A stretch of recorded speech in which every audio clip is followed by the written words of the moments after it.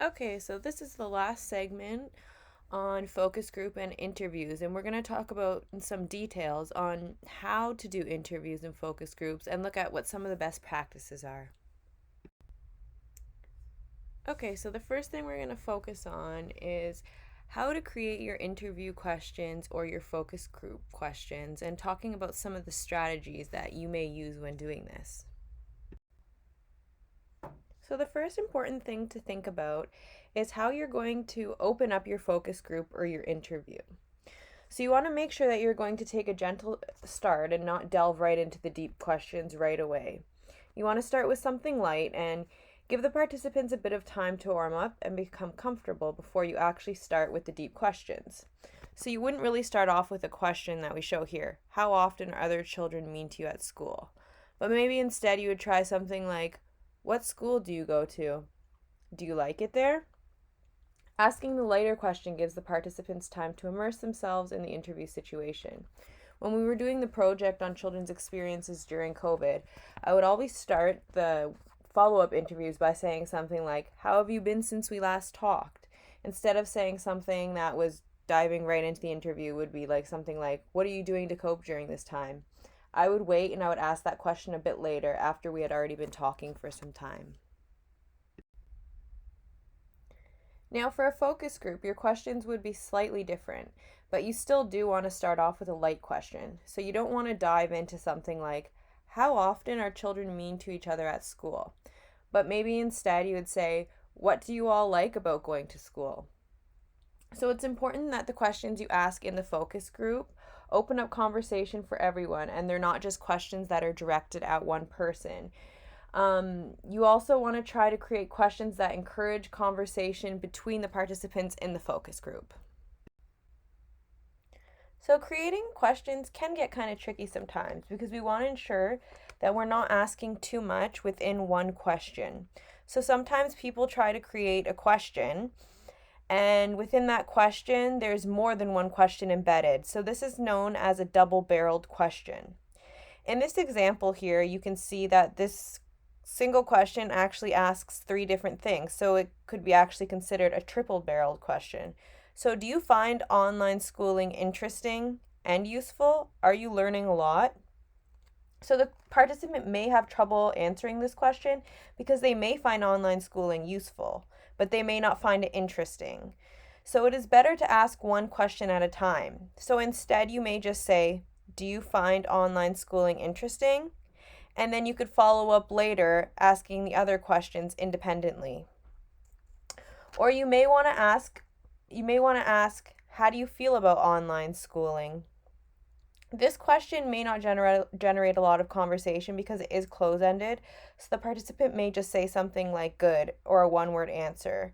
So you'd want to encourage them to talk about why they feel good about online schooling or maybe why they would feel not so good about online schooling. So you want to try not to use jargon in your questions and you want to try and word the questions in a way that your participants will understand. So, for an example, in the project that I did that looked at children's perspectives of their outdoor play spaces, I didn't ask them, what are your preferences of the elements available to you in the outdoor play space? But instead, I asked them, what do you like about the playground?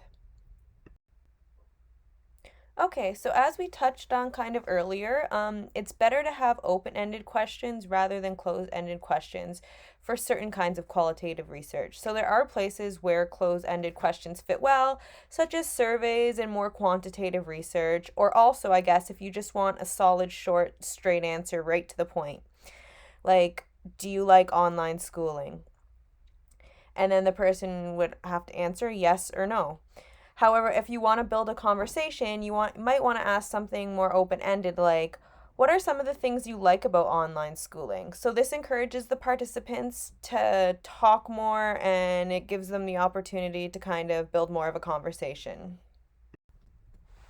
So you can also have prompts, and prompts are something that you may say to the participant after they answer a question, and they kind of encourage them to talk more or explain their thinking a little bit further. So if you would ask the participant a question like, do you like online schooling? And then they say no, you may follow up with, can you tell me why you feel that way? Or what would you do differently? Or say, what don't you like about it? So these are all questions that you would ask to try and encourage more conversation with a participant who maybe doesn't talk as much. So we should also think about silence and remember that sometimes it is okay for there to be silence. We have to try and think deeper about what maybe that silence might mean.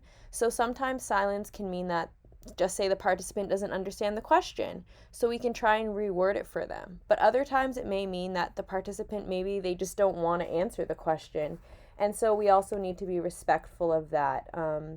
It's important to pay attention to the participant's body language, so to look at how their body language looks while the silence is happening to try and maybe better understand what it means.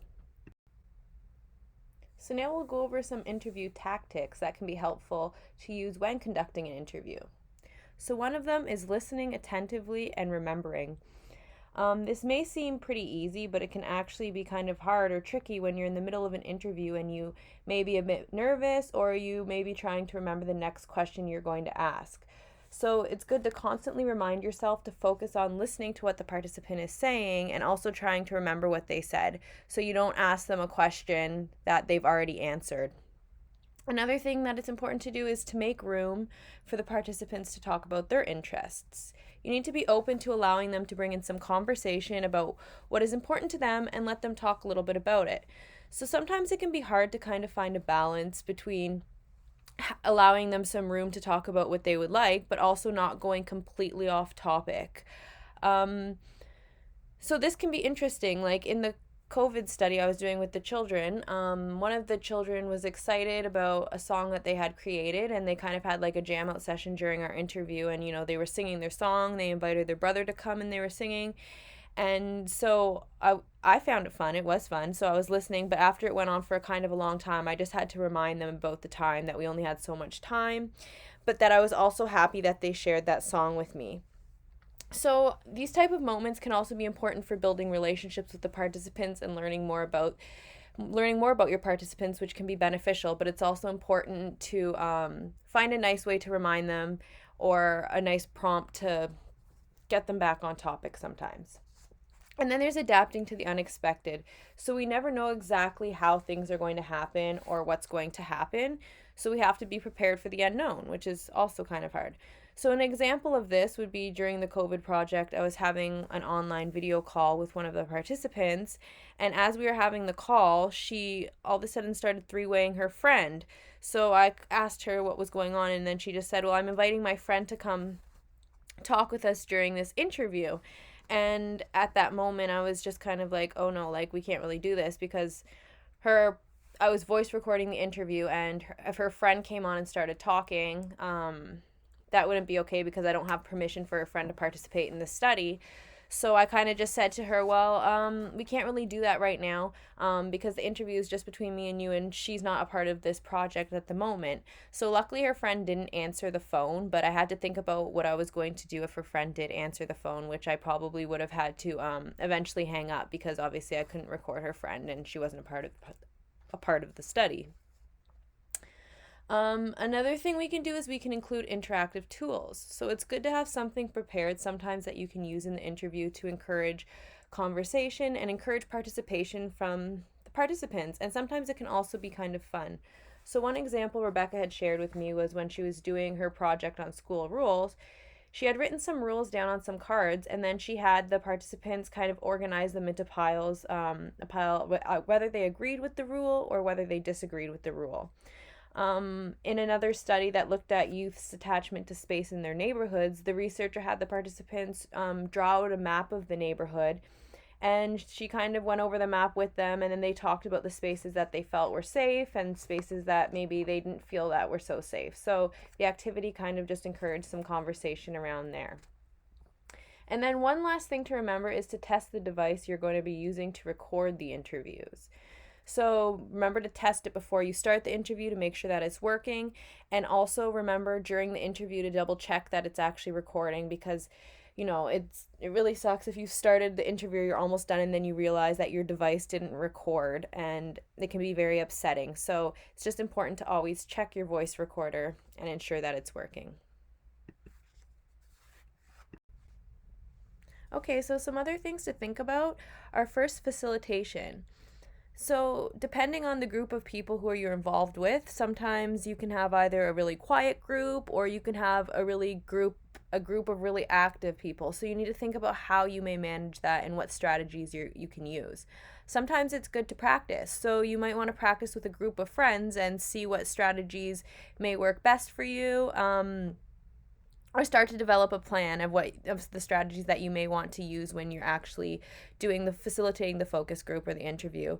Organization is also important, and sometimes it can be a challenge when trying to organize a focus group and finding a time that will work well for everyone, since there's different people. So a way around this could be doing it with a group of people who already meet at a certain time, and you know that they're free or able to meet. So people who are part of already a youth group or a friendship group can sometimes make it a little bit easier. Another question of homogeneity. So you need to think about how important it is to have a group of people who have things in common. So do you want a group of people who are already part of a certain club or have already developed a friendship?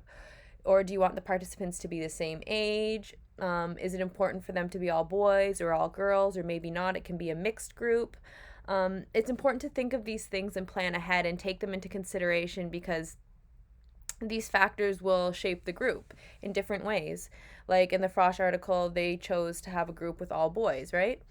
So these are things that we need to definitely think about. And then transcription. So you need to think about how you're going to transcribe. And in a focus group, this can be kind of difficult because you have more than one person talking, and sometimes you can have people talking at the same time and there's a lot going on.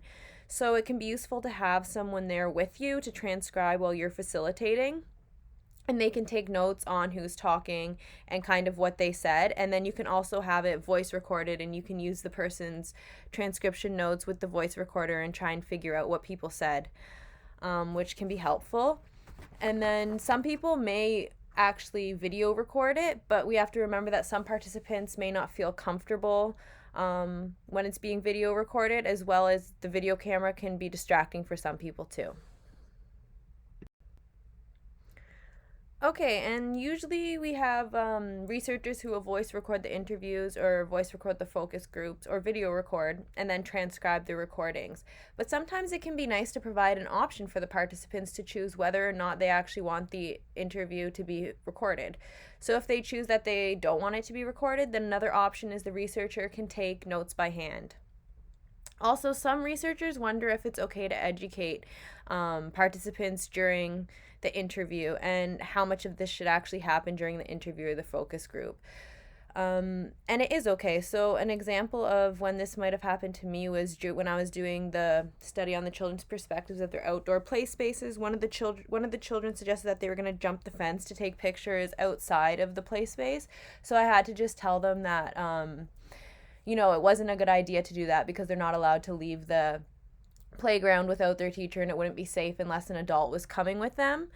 And during one of my interviews, I also had a child who put a worm in her mouth, so I had to also stop her from doing that and tell her to take the worm out and just explain to her why it's probably not a good idea to eat the worm, and also tell her that if she was hungry, I would ask one of the early childhood educators to get her a snack instead.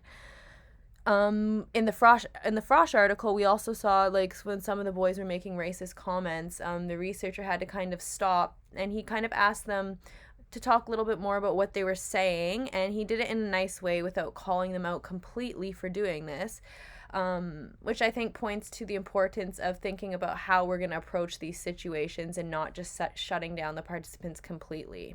And last, is it okay to sympathize? Yes, of course it is. If your participant becomes upset, you can give them a Kleenex, or even just stopping for a moment to ask if they're okay and taking a break from the interview.